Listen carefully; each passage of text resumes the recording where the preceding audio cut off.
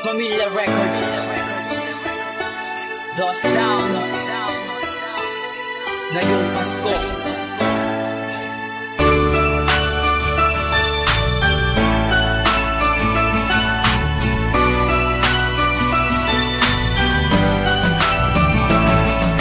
ngayong Kapaskuhan, sana tayo'y magbigayan. Kahit nakapos sa buhay, tayo ay magkasiyahan upang ating madama ang ginhawa ng Pasko at magpasalamat sa kung ano man ang meron tayo. Minsan lang kung dumating ang ating Kapaskuhan, ika-25 ng Disyembre, ang kanyang kapanganakan ng Ama nating lahat na sa atin nakaagapay, sa atin ay tumutulong at laging nakaalalay. Hindi nakakalimot upang tayo mapabuti. Salamat sa ating Diyos sa makaya ako'y bumuti. At ngayong Kapaskuhan, sana lahat ay masaya. Ang pamilya ng bawat isa sana'y kumpleto na sa pagsalubong, pagugong ng bawat isa. Sa pagdating ng alas 12, lahat ay nagsasaya sa salo-salo sa pagkain ng buong pamilya at sa pagyakap sa magulang na puno ng saya.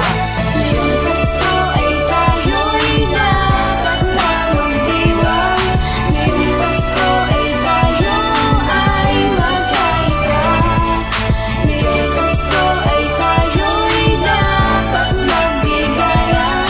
Ngayong Pasko kailangan ng bawat isa.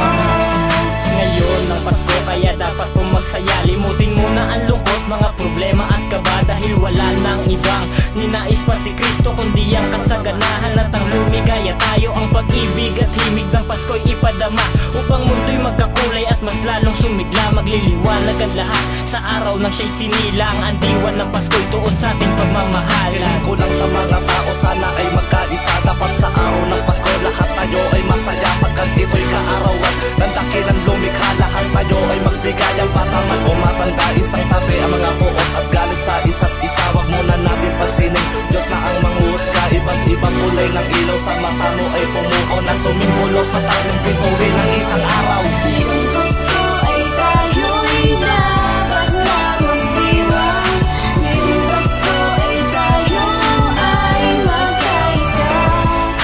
Ngayong Pasko ay tayo'y dapat magbigayan. Ngayong Pasko kailangan ng bawat isa.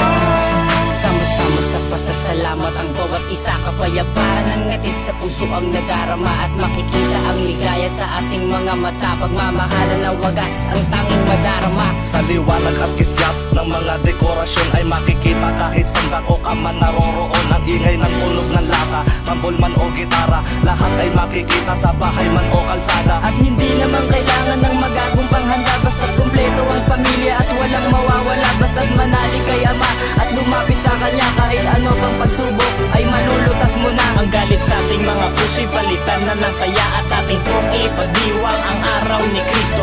Wala nang ihigit pa sa Pasko ng Pilipino, ang lahat ay kakayanin basta't magkakasama tayo. Ngayong Pasko ay tayo'y